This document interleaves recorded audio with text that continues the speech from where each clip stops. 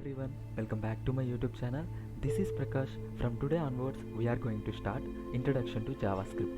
So JavaScript language మనం ఎందుకు use చేయాలి అండ్ జావాస్క్రిప్ట్ యూజ్ చేసుకొని మనం ఎలాంటి అప్లికేషన్స్ డెవలప్ చేయొచ్చు అండ్ మోర్ ఓవర్ జావాస్క్రిప్ట్లో ఏమేమి కాన్సెప్ట్స్ ఉన్నాయి అండ్ మన ఫస్ట్ ప్రోగ్రామ్ జావాస్క్రిప్ట్లో ఎలా రాయాలి అండ్ వేరియబుల్స్ని ఎలా డిక్లేర్ చేయాలో మనం ఈ వీడియోలో తెలుసుకుందాం. So first of all I congratulate every one to watch this video and please watch this video until the end, okay? And we will start the introduction. So JavaScript అనేది ఒక high level programming language. ఇదేంటంటే both front ఎండ్కి వాడుకోవచ్చు, అలాగే back ఎండ్కి వాడుకోవచ్చు. అంటే client side కానీ server side కానీ both communication కోసం మనం యూజ్ చేసుకోవచ్చు.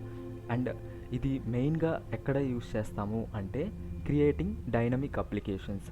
డైనమిక్ అప్లికేషన్స్ అంటే ఏంటి అంటే, for example I will show you here.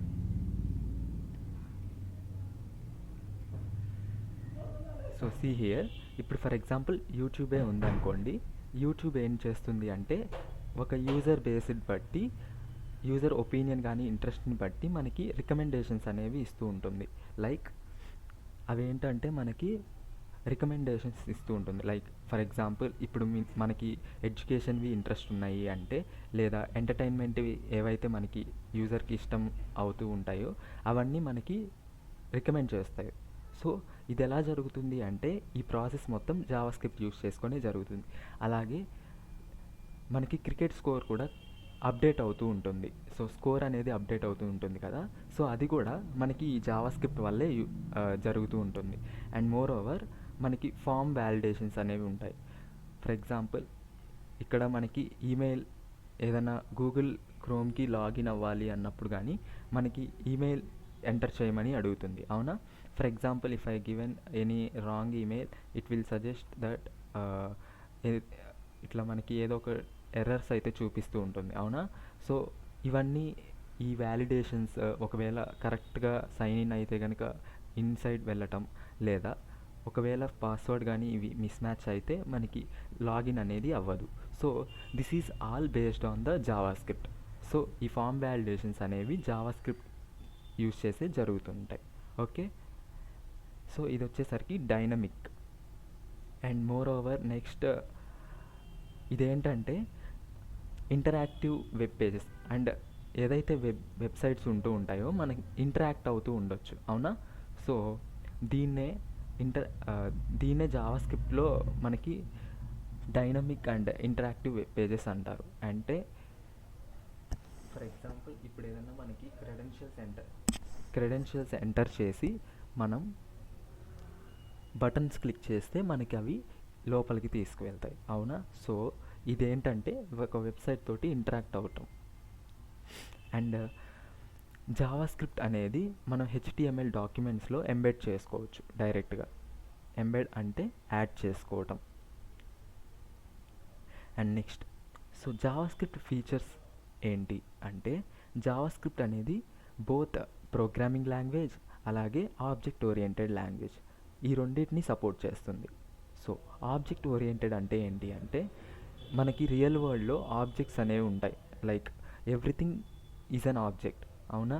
So ప్రతి ఆబ్జెక్ట్ తోటి ఇంటరాక్ట్ అయ్యి వాటితో కూడా ఫంక్షనాలిటీస్ కానీ వాటి యొక్క బిహేవియర్ ఇవన్నీ మనం ప్రోగ్రామింగ్ కింద తీసుకొని రావచ్చు. సో ఇవంతా ఏంటంటే జావాస్క్రిప్ట్లో సపోర్ట్ చేస్తుంది. So this is the procedural programming language and also object oriented programming language. And మనకి దీంట్లో ఏంటంటే ఫంక్షన్స్ అండ్ లైబ్రరీస్ అనేవి ఉంటాయి. సో బిల్టిన్గా వాళ్ళే మనకి జావాస్క్రిప్ట్లో కొన్ని మెథడ్స్ కానీ ఫంక్షన్స్ కానీ ఇలా ప్రొవైడ్ చేసి ఉంటాయి. So while using these libraries or functions మనకి ఏమవుతుంది అంటే మనకి కోడ్ రాసేది కానీ లేదంటే దాని యొక్క కాంప్లెక్సిటీని తగ్గిస్తుంది. సో ఈ ఫంక్షన్స్ కానీ లైబ్రరీస్ కానీ వాడుకోవటం వల్ల, ఓకే? అండ్ ఇదేంటంటే ప్లాట్ఫామ్ ఇండిపెండెంట్, మీనింగ్ ఇదేంటంటే ఆపరేటింగ్ సిస్టమ్, ఏ ఆపరేటింగ్ సిస్టంలో అయినా సరే ఇది రన్ అవుతూ ఉంటుంది. లైక్ మ్యాక్ ఆర్ ఇదే ఆండ్రాయిడ్ కానీ లేదంటే ఈ యాపిల్ కంపెనీస్లో కానీ. Okay, and next advantages of Java script. So ఈ జావా స్క్రిప్ట్ యూస్ చేయటం వల్ల మనకి ఎలాంటి అడ్వాంటేజెస్ ఉంటాయి అంటే, జావా స్క్రిప్ట్ అనేది మనకి ఒక యూజర్ ఎవరైతే అప్లికేషన్ యూస్ చేస్తూ ఉంటారో వాళ్ళ యొక్క ఎక్స్పీరియన్స్ అనేది ఎన్హాన్స్ చేస్తూ ఉంటుంది. అంటే ఇప్పుడు మనం బటన్స్ క్లిక్ చేస్తూ ఉంటాము, అలాగే ఆ బటన్కి తగ్గట్టు ఫంక్షనాలిటీస్ జరగటం. సో ఇవన్నీ ఎలా ఉంటాయి యూజర్కి, ఆ ఎక్స్పీరియన్స్ అనేది చాలా బ్యూటిఫుల్గా లేదా బాగా కనిపిస్తూ ఉంటుంది. So this is the use of JavaScript. And ఇదేంటంటే క్లయింట్ సైడ్ వ్యాలిడేషన్స్ కూడా అలౌ చేస్తుంది. అండ్ సర్వర్ రిక్వెస్ట్, నార్మల్గా అయితే మనం హెచ్టిటిపి రిక్వెస్ట్ కానీ ఏపీఐస్ కానీ ఇవన్నీ యూస్ చేస్తూ ఉంటాం. సో వాటిని రెడ్యూస్ చేసుకొని మనం ఈ క్లయింట్ సైడ్ వ్యాలిడేషన్స్ అన్నీ మన ఈ జావా స్క్రిప్ట్ వాడుకొని తగ్గించుకోవచ్చు. ఓకే, సో ప్రతిసారి సర్వర్తో రిక్వెస్ట్ చేసే కంటే ఈ క్లయింట్ సైడ్ ఏదైతే కోడ్ రాస్తామో ఈ జావా స్క్రిప్ట్లో, సో ఇది మనకి ఆ కాంప్లెక్సిటీ కానీ రెడ్యూస్ చేస్తూ ఉంటుంది. ఓకే, అండ్ నెక్స్ట్ ఇదేంటంటే ఒక అసింక్రోనస్ ప్రోగ్రామింగ్. అలాగే మనకి ఈ జావా స్క్రిప్ట్ని యూస్ చేసుకొని కూడా మనం రెస్పాన్సివ్ వెబ్ అప్లికేషన్స్ క్రియేట్ చేయొచ్చు.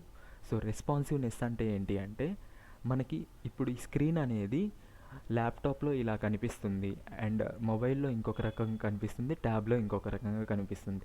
That is nothing but the responsiveness. So asynchronous programming అంటే ఏంటి అంటే, ఏదైనా ఒక ఇన్స్ట్రక్షన్స్ లేదా ఒక సెట్ ఆఫ్ ఇన్స్ట్రక్షన్స్ లేదా ఫంక్షన్స్ కానీ ఏవో ఒకటి ఉన్నాయి.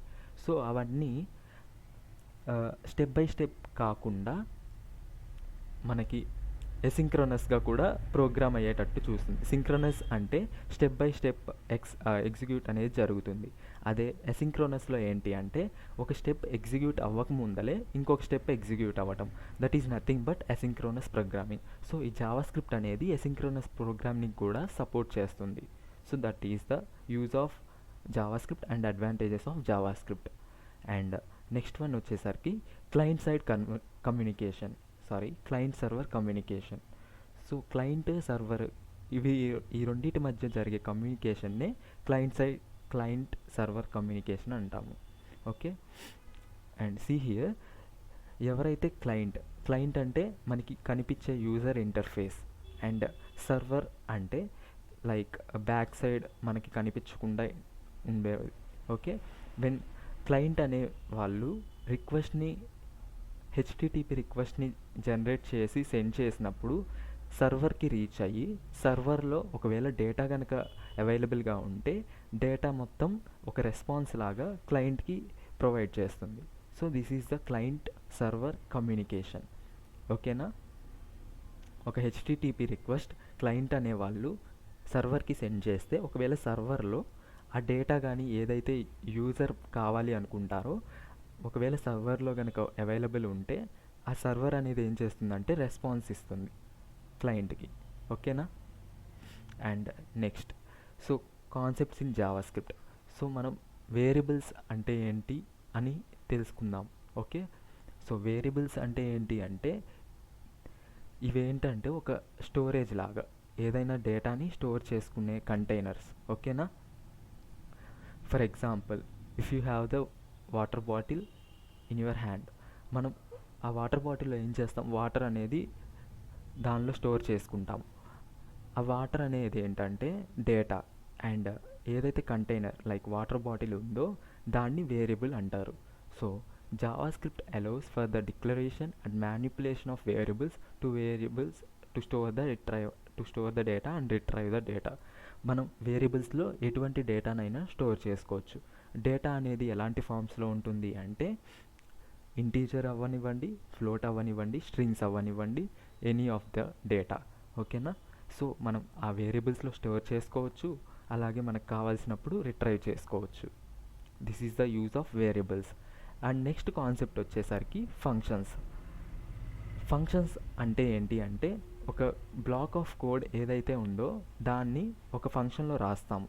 సో ప్రతిసారి కోడ్ మొత్తం రాసుకోవటం కుదరదు కాబట్టి ఈ ఫంక్షన్స్ యూస్ చేసుకోవటం వల్ల మనకి ఈ రీయూజబిలిటీ అనేది చేసుకోవచ్చు ఆ కోడ్ని.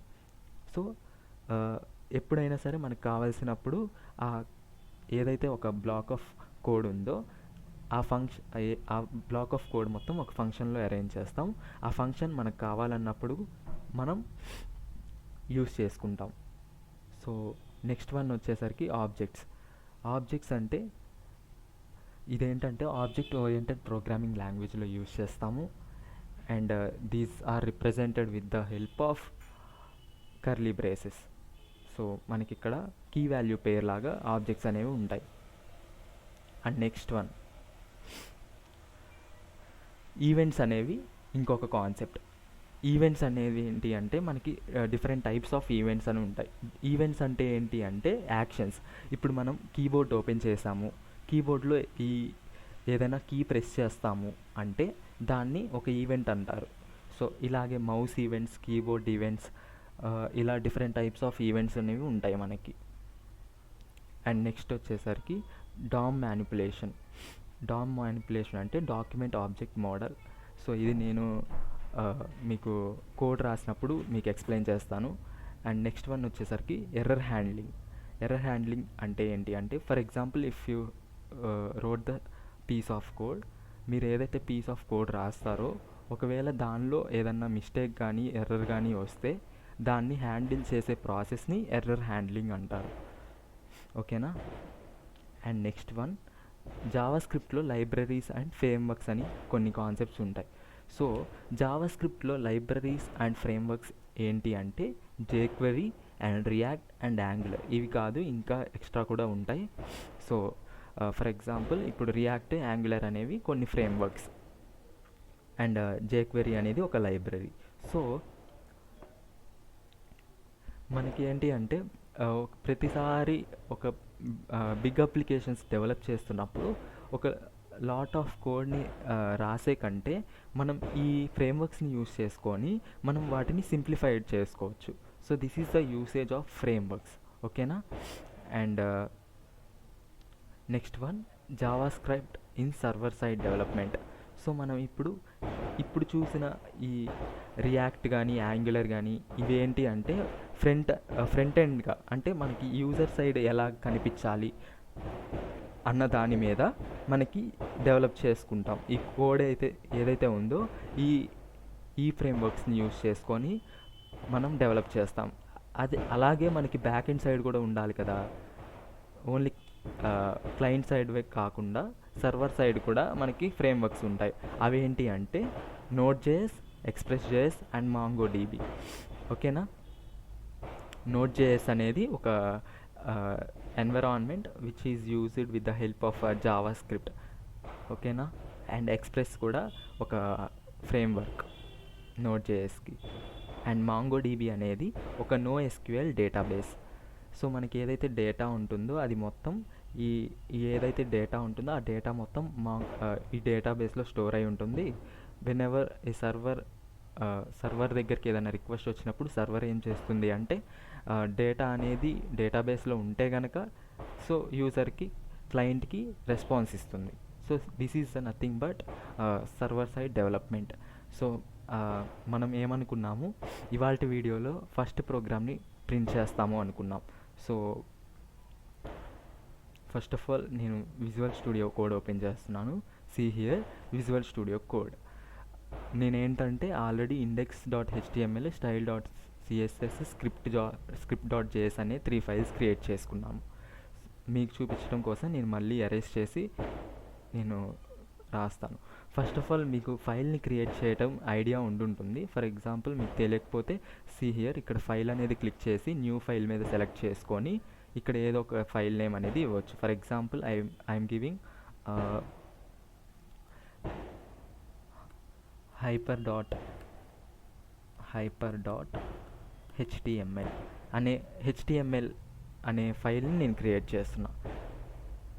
So like this I created one of the HTML file. నేను ఆల్రెడీ index.html క్రియేట్ చేశాను కాబట్టి నేను డిలీట్ చేస్తున్నాను ఇది. అండ్ అలాగే style.css, script.js ఫైల్స్ కూడా మీరు క్రియేట్ చేయండి. అండ్ నెక్స్ట్ ఈ ఎక్స్క్లమేటరీ మార్క్ క్లిక్ చేసి ఇలా చేస్తే మనకి సింటాక్స్ అయితే వస్తుంది. ఓకే, ఈ బాడీ ట్యాగ్ ఏదైతే ఉందో ఈ బాడీ అనే ట్యాగ్లో మనం కంటెంట్ రాయాలి.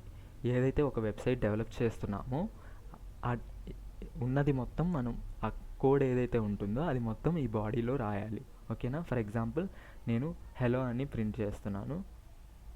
సో దానికోసం h1 అనే ట్యాగ్ని యూస్ చేస్తున్నా, హెడ్డింగ్ ట్యాగ్ని. సో నౌ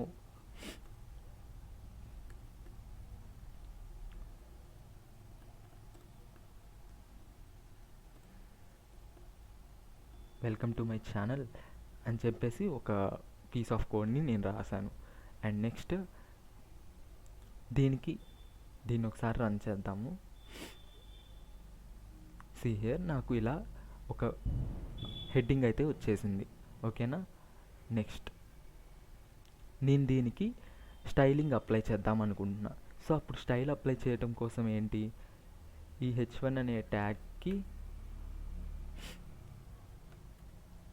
నేను కలర్ అప్లై చేస్తున్నా. కలర్ ఒక ఆక్వా అనే కలర్ ఇస్తున్నాను. అండ్ నేను మళ్ళీ రన్ చేస్తున్నా దీన్ని. సో ఇక్కడ మనకి కలర్ అనేది అప్లై అవ్వలేదు. ఎందుకు అవ్వలేదు అంటే మనం క్రియేట్ చేసిన ఫైల్స్ అనేవి ఒకదానికొకటి లింక్ అయ్యి లేవు. అవునా? సో మనం లింక్ చేయడం కోసం ఈ హెడ్ ట్యాగ్లో లింక్ అనే ట్యాగ్ని యూస్ చేసుకొని style.cssని లింక్ చేయాలి. So this is the basic syntax లింక్కి. ఇప్పుడు ఏంటంటే రెల్ అనే యాట్రిబ్యూట్ తీసుకోవాలి, దానికి స్టైల్ షీట్ అనే వాల్యూ ఇవ్వాలి. ఓకే, అండ్ నెక్స్ట్ href అంటే hyper reference. Okay, href equal to దేన్ని లింక్ చేయాలి, ఈ సిఎస్ఎస్ని లింక్ చేయాలి. సిఎస్ఎస్కి ఇచ్చిన నేమ్ ఏంటి, style.css. So I'm giving the name style.css. ఓకేనా? అండ్ ఇప్పుడు మళ్ళీ ఒకసారి మనం రన్ చేద్దాం. మనకి కలర్ అనేది అప్లై అయ్యింది. అండ్ అలాగే పారాగ్రాఫ్ ట్యాగ్ని కూడా రాద్దాము.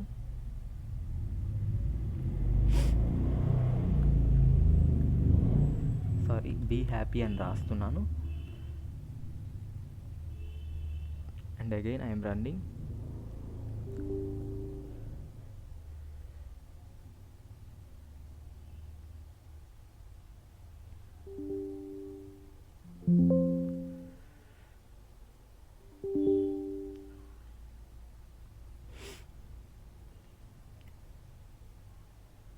సారీ గైస్, ఇక్కడ ఏదో ఎర్రర్ ఉంది. ఓకే, మనం దాన్ని పక్కన పెట్టేద్దాం. అండ్ నెక్స్ట్ script.js ఫైల్ని కూడా లింక్ చేసి చూద్దాం. సో దానికోసం మనం స్క్రిప్ట్ ట్యాగ్ అనేది యూస్ చేద్దాం.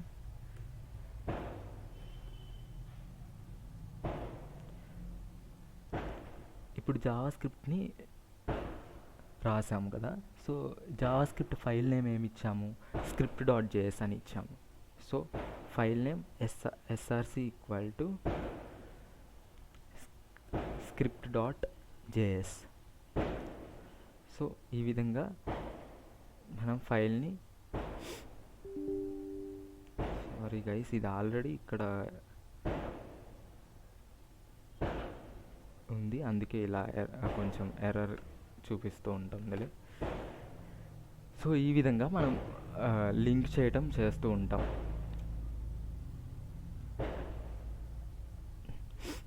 And I will show you the first program in JavaScript. So దీనికోసం నేను నెక్స్ట్ వేవ్ కోడింగ్ ప్లాట్ఫామ్నే యూస్ చేసుకుంటున్నాను.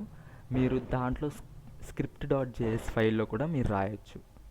ఓకే, సో ఫస్ట్ వచ్చేసరికి మనం వేరియబుల్ డిక్లరేషన్ అనుకున్నాం కదా.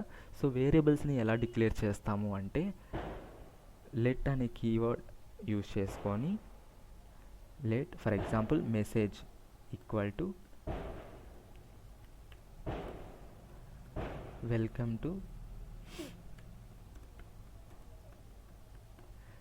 టు మై ఛానల్ అనే ఒక మెసేజ్ని నేను స్టోర్ చేసుకుంటున్నా ఒక వేరియబుల్లో లెట్ అనే కీవర్డ్ యూస్ చేసుకొని ఇప్పుడు మనం జావా స్క్రిప్ట్లో ఏదైనా ప్రింట్ చేయాలి అంటే ఇక్కడ మనం ఏం యూస్ చేసుకుంటామంటే కన్సోల్ డాట్ లాగ్ ఆఫ్ అని చెప్పి యూస్ చేసుకుంటాం. కన్సోల్ డాట్ లాగ్ ఆఫ్ దేన్ని ప్రింట్ చేయాలి, మెసేజ్ని. So we're giving that variable name. So ఇలా రన్ చేసి కన్సోల్లో చూద్దాం.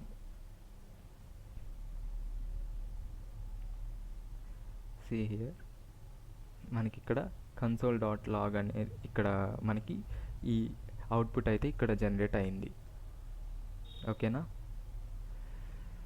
సో ఈ విధంగా మీరు ఫస్ట్ వేరియబుల్ని క్రియేట్ చేశారు అండ్ అలాగే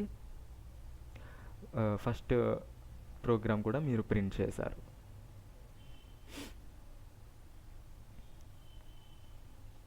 అండ్ నెక్స్ట్ జావా స్క్రిప్ట్ అనేది ఒక పవర్ఫుల్ ప్రోగ్రామింగ్ లాంగ్వేజ్. దీన్ని డైనమిక్ అండ్ ఇంటరాక్షన్ కోసం యూస్ చేస్తాము ఒక వెబ్ డెవలప్మెంట్లో. అండ్ దీంట్లో మనకి కొన్ని లైబ్రరీస్ అనేవి ఉంటాయి. సో మనకి అలాగే క్లయింట్ సైడ్ సర్వర్ సైడ్ డెవలప్మెంట్కి యూస్ చేసుకుంటాం ఆ ఫ్రేమ్వర్క్స్ని. So this is the total conclusion of the JavaScript. ఓకేనా? So I hope you understood something and you have learned something new today, and in the next session we will start another topic. Thank you for watching this video.